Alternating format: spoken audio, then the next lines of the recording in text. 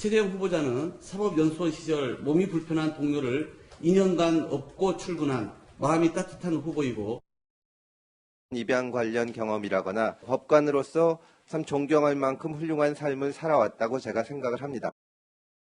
명문가 집안으로 알고 있는데 맞습니까? 명문가라는 표현을 붙여야 될지는 잘 모르겠습니다만 저희 가족들 전원 국방 의무를 충실히 이행했고 대부분 장교로 근무했습니다. 당시에는 이제 미담 제조기다. 최재형 감사원장 치켜세웠던 여당인데 지금 이제 출마를 좀 금지해야 되는 거 아니냐. 법 얘기까지 오늘 법사위에서 나왔거든요. 그런데 이현정 의원, 네. 조국 전 장관도 가만히 있진 않아서요. 이 최재형 감사원장의 대선 출마설에 대해서 이미 생생한 나쁜 사례를 보고 있지 않는가. 형사사법과 감사형에게 종사하는 고위공직자는 퇴직 후에 1년간은 출마를 금지하는 법 개정을 심각하게 고려할 필요가 있다. 본인 SNS에 이렇게 썼습니다. 다른 사람은 몰라도요. 조국 전 장관 이런 말 할 자격 없습니다. 아니 지금 뭐 형사사법과 감사 영역에 종사하는 고위공직자 이야기했는데 그럼 본인은요. 본인은 민정수석하고 법무부 장관하고 서울대 법학전문대학 교수를 하시면서 그렇게 지금 가족들이 다 형사처벌돼서 재판받고 있고 구속돼 있고 자, 그런데 그런 분이 지금 최재형 감사원장한테 뭐라고 이야기할 수 있는 자격이 있습니까? 이거는 뭐 최재형 감사원장 저는 조국 전 장관이 이야기할 자격은 없다고 봅니다. 자, 그걸 떠나서 예. 왜 그럼 최재형 감사원장이 예를 들어서 본인이 감사원장이면 사실은 대권에 대한 욕심이 있으면 당연히 어떤 면에서 보면 여당으로 가는 게 제가 볼 때는 뭐 그런 길인 것 같은데 근데 왜 이분이 여당으로 가지 않고 야당으로 출마했을까? 이제 그 이유를 한번 우리가 좀 따져봐야 되겠죠. 잠시만요. 말씀 끊어 죄송합니다만 아직 최재형 원장이 야당으로 가겠다라고 그렇죠. 얘기한 건 아닙니다. 그건 아닙니다. 근데 어쨌거나 예. 제가 볼 때는 아마 여당으로 가는 것 같지는 않아요. 자, 그런데 만약에 결심을 한다면 예. 왜 그런 상황이 됐을까라는 부분들. 그러니까 특히 감사원장이라는 자리가 굉장히 그 정권에 대한 전체적인 감사를 하는 그런 중요한 자리지 않습니까? 또 오늘 월성원전 1호기 감사를 하면서 본인이 국회에 나와서 굉장히 공무원들의 행태와 또 정권에 대해서 많은 비판을 한 바가 있습니다. 사실 또 부담도 있어요. 왜냐하면 감사원장이 지금 제가 볼 때는 지금 상황에서 만약에 직을 그만둔다라 그러면 뭔가 명분이 좀 있어야 되는데 이 윤석열 전 검찰총장 같은 경우는 뭐 분명한 명분이 좀 있었죠. 왜냐하면 검수완박이라는 그런 명분을 가지고 이제 본인이 나와서 지금 대권 후보가 된 거 아니겠습니까? 근데 지금 이 감사원장 같은 경우는 뭔가 뚜렷한 지금 아직까지 어떤 뭐 뚜렷한 명분이라는 게 국민들이 보시기에 없는 것 같아요. 최재형 원장이요. 그렇죠. 근데 이제 지금 뭔가 본인이 고민을 하고 있다라면 현 정권이 너무 예를 들어 월성원전 감사를 해보니까 문제가 있더라. 이런 것 때문에 이제 하시는 것 같은데 아직 좀 명분이 좀 희박하다고 봅니다. 그렇지만 왜 이런 분들이 자꾸 이런 결심을 하게 되었을까라는 근본적인 원인들. 그는 결국은 이 정부가 이 정부 운영하는데 심각한 문제가 있다. 그리고 이거를 개선하기 위해서는 내가 정치를 할 수밖에 없다라는 그런 결론에 고민에 가 있지 않을까. 이제 그런 생각을 해보는 것인데요. 근데 참 바람직하진 않아요. 솔직히 하게서. 예. 이 감사원장 하셨던 분들, 이런 분들이 심판 역할을 하셨던 분들이 이렇게 출마를 하게 되면 그동안 해왔던 많은 것들이 정치적으로 의심을 받을 수가 있거든요. 왜냐하면 본인이 해왔던 월성원전 감사나 이런 것들이 뭐 그동안 여당 의원들이 지적했듯이 정치적인 목적을 가지고 그렇게 하는 게 아니라는 이제 의심을 살 수가 있는 거죠. 심판이 갑자기 선수로 뛰면. 그렇죠. 예. 그런 부분을 어떻게 이제 극복할 것이냐 아마 그 고민이 솔직히 있을 겁니다. 김근식 교수님. 네. 뭐 원론적으로 봤을 때는 비판의 부분도 분명히 있다고 여러분들도 여기 지적을 하셨는데 김 교수님 그럼에도 불구하고 윤석열 전 총장이나 최재형 감사원장이나 이번 정부에서 정말 어렵게 모셨던 어렵게 천거해서 데려왔던 감사원장과 전직 검찰총장인데 네.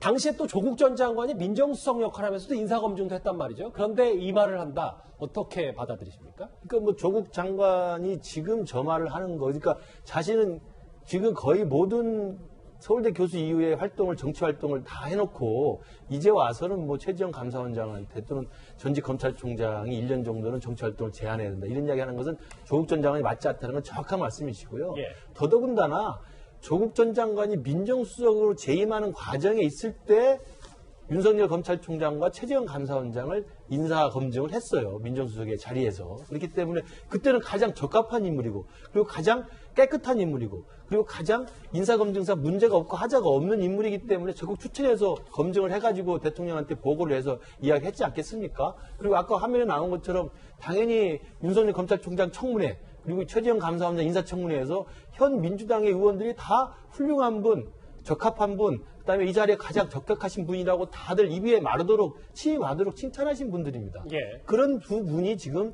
한 분은 이미 추미애 전 법무장관과 엄청난 갈등 속에서 사실상 검수완박의 그 탄압을 이유로 해가지고 지금 자진 사퇴해서 지금 야권의 유력 후보가 돼 있고, 지금 현재 감사원장인 최재형 감사원장은 이제는 월성원전 그 감사를 통해서 이 정권의 탄압과 이 정권의 어떤 그 방해, 이런 공작에도 불구하고 자신의 감사원장으로서 역할도 계속 하면서 도저히 이 정권에서 내가 이 제대로 직무를 수행하기가 힘들다, 이런 판단 속에서 아마 지금 고민들을 이래저래 하고 있는 모습이거든요. 예. 그러니까 최재형 감사원장이 임기를 마치지 않고 스스로 자리를 던지고 야권의 후보로 뛴다는 것 자체에 대해서 어떻게 국민들에게 해명할지 두고 봐야 되겠습니다만, 이런 원인을 자초한 원인은 어디 있느냐는 이야기예요. 그러니까 이게 감사원장이나 뭐 검찰총장처럼 사정기관에 있는 사람이 퇴임 후 1년 동안은 자리를 그 대권에 나서는 안 된다는 이야기를 하는 것이 아니라, 오히려 현재 문재인 정부와 집권 여당이 임명하고 모셨던 분 두 분이 아이러니컬하게도 지금 야당의 유력한 대선 후보 거론되는 이 사실 자체가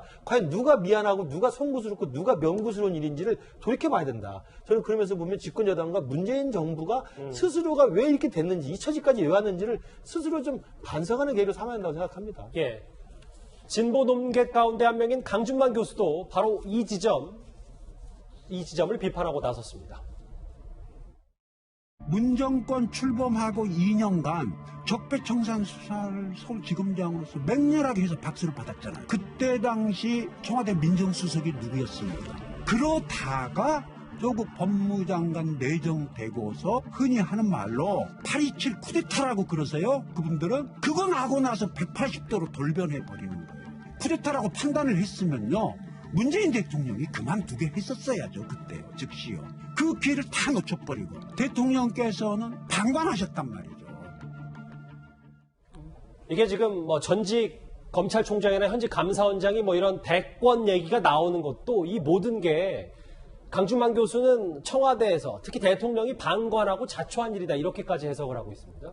예, 대통령 인사가 고위직에 대해서 법조인들은 양극화되는 게 아닌가 이런 얘기를 해요. 그러니까 정말 이렇게 지금 감사원장이라든가 윤석열 검찰총장이라든가 높이 평가받거든요. 근데 이런 사람들은 임기를 못 버티고 나오는 거예요. 그리고 대통령이나 그 주변 사람들하고 잘 이렇게 이 부분 어울리지 못하고 자신의 직을 끝까지 못 지키고 나오고, 그 다음에 생각도 못했던 뭐 이름을 거론하면 어떨지 모르겠지만 김명수 대법원장 같은 분은 발탁이 되고, 그러고 나서 여기에 대해서는 그 피어 그룹에서 그렇게 높이 평가를 받지 못하는데도 여러 가지 구설수가 있어도 계속 버티세요. 그러니까 이런 부분을 보면 정말 대통령의 그 인사가 양극화가 돼 있는 거 아닌가 이런 생각을 할 수밖에 없고요. 그리고 또 뭐가 그 대통령이 그렇게 인사를 양극화해서 대통령이 못마땅해 하는 사람들은 오히려 나와서 직을 못 버티고 나와서는 국민들한테는 칭찬과 격려를 받고 또 새로운 도전을 하게 되는데, 근데 이 부분과 관련해서 또 어떤 생각을 하게 되냐면, 그러니까 저항이 대권으로 가는 열세다 이런 얘기가 나올 수밖에 없는 것 같고요. 그리고 또 대통령께서 결단을 못하고 결정 장애가 있는 게 아닌가. 왜냐하면 다른 장관을 봐도 그런 얘기가 계속 나올 수밖에 없는 그런 형편이거든요. 그래서 이런 부분에 대해서 대통령이 자초했다 아니면 방관했다 이런 얘기가 있을 수밖에 없고요. 그리고 저는 윤석열 전 총장이나 최재형 감사원장이 자기 직에 있으면서 많은 정보가 모여요. 감사원장이라는 직은 보면 정말 공무원의 그리고 공직사회 그리고 예산이 들어가는 걸 회계감사를 하니까 많은 부분을 걸쳐서 볼 수 있거든요. 예. 그러니까 많은 자기가 설명할 수 없는 많은 정보가 있을 거예요. 이 정부의 시스템이 운영되는 방법. 그리고 예. 검찰총장도 마찬가지죠. 그러니까 이분들이 대통령이 발탁할 만큼 능력에 있어서 탁월한 사람이고 직을 수행하면서 자신들 직에 충실하다 보니 많은 걸 알게 됐겠죠. 근데 그런 부분에 대해서 자세히 얘기할 수는 없지만 직을 버티지 못하고 나와서는 새로운 도전을 할 수밖에 없는 이유들을 언젠간 설명할 수 있을 거예요. 예. 현직 감사원장이 대권에 생각이 있다는 것도 현 정부의 불행이지만 그 불행을 자초한 건 문재인 대통령이다. 사실 강준만 교수가 최 교수님 진보 지식인 중에서는 꽤 가장 유명한 뭐 거두 중에 한 명이었었잖아요, 사실. 그러니까 전북대 신문방송학과 교수였어요. 예. 언론학 전공이시고 지금 이제 명예교수 은퇴하셨는데, 근데 저는 이제 뭐 강준만 선생님이 말씀하신 부분 중에 이제 방관이라는 말에는 이게 동의를 할 수 없어요. 무슨 말이냐면 이제 이 맥락을 보면 구태타라고 판단했으면 곧바로 그만두게 해야 된다. 이거는 윤석열 총장을 그만두게 해야 된다는 얘기예요. 근데 그걸 그만두게 안 한 게 방관이다. 이렇게 지금 말씀을 하셨는데, 아니 그 검찰총장 임기가 정해져 있잖아요. 아무리 대통령이라 하더라도 그러면 만약에 그 당시에 구태타라고 판단해서 윤석열 총장을 그만두게 했으면 그게 그때는 어떻게 됐겠습니까? 지금보다 더 악화됐을 거라고 생각해요. 윤석열 총장 예를 들면 조국 전 장관을 수사하고 조국 전 장관에 대해서 문제를 제기하고 이런 일이 있어서 그걸 구태타라고 판단해서 그걸 그만두게 해버리면 그게 더 이상한 거 아닐까요? 저는 그렇게 생각해요. 모르겠어요. 강준만 선생님 그렇게 말씀하셨으니까. 근데 저는 그 말에는 개인적으로 동의하지 않습니다. 그 당시에 만약에 그럼 윤석열 총장을 그만두게 해가지고 쫓아냈다고 생각해보세요. 저는 그게 더 나쁜 거라고 개인적으로 생각을 하거든요. 그래서 이게 이제 물론 지금 말씀하신 것처럼 윤석열 총장이나 최재형 감사원장이 대권의 후보로까지 거론되고 본인들이 이렇게 된 것이 정권과 무관하다고 볼 수는 없어요. 예. 그러나 문재인 대통령 입장에서는 그분들이 하는 역할이나 일들을 막거나 못하게 하거나 이럴 수 있는 상황은 저는 아니라고 생각해요. 그거는 뭐 허용돼야 된다고 저는 보기 때문에 지나가는 역사 속에 이루어진 거지 그게 대통령의 방관 때문에 이렇게 됐다고 보지는 않습니다. 어찌됐건요, 이렇게 최재형 감사원장까지 사실상 대권 도전을 시사하는 듯한 발언을 하면서 야권의 대선판도 역시 커지고 있습니다. 저는 이번 대선에서 우리는 풍성한 후보군으로 선거를 치를 수 있을 것이라 봅니다. 문재인 정부의 가장 탄압을 많이 받았던 어떤 검사도 아직까지 마음을 정하진 못했지만은 김동연 부총리는 아니면 또 최재형 감사원장 같은 훌륭한 분들도 있다. 이 버스 정시, 버스 또 등장했습니다. 김근식 교수님. 예. 보수 야권 입장에서 만약에 바라본다면 윤 전 총장의 독주보다는 누군가 한 명, 그게 만약에 최재형 감사원장이라면 최재형이라는 대안도 있는데 이런 것들이 보수 야권의 대선판을 더 키우고 긍정적인 면이 있는 겁니까? 당연히 국민의 입장에서는 총실하죠. 왜냐하면 한 명의 후보에게 사실은 올인하다가 만에 하나 그 후보가 일정 정도의 어떤 흠집이 생기거나 문제가 생기면 대체제가 구하기가 쉽지 않잖아요. 그렇기 때문에 만약에 최재형 감사원장이 새로운 후보로 부상해서 국민의힘에 입당하거나 국민의힘의 플랫폼에서 같이 뛰게 된다면 이게 경쟁도 일단 되는 것이고 선의 경쟁과 시너지 효과가 있는 것이고요.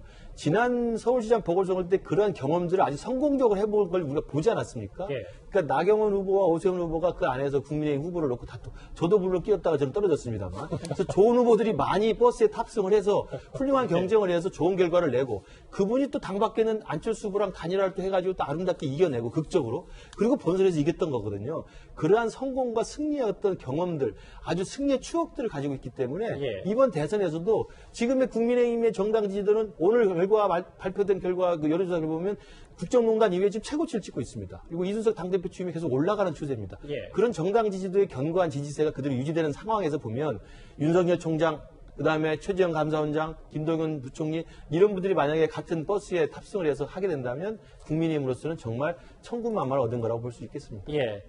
정말로 윤 전 총장에 이어서 최재형 감사원장도 감사원장직을 던지고 대선에 출마할지요. 저희가 한번 잘 지켜보도록 하겠습니다.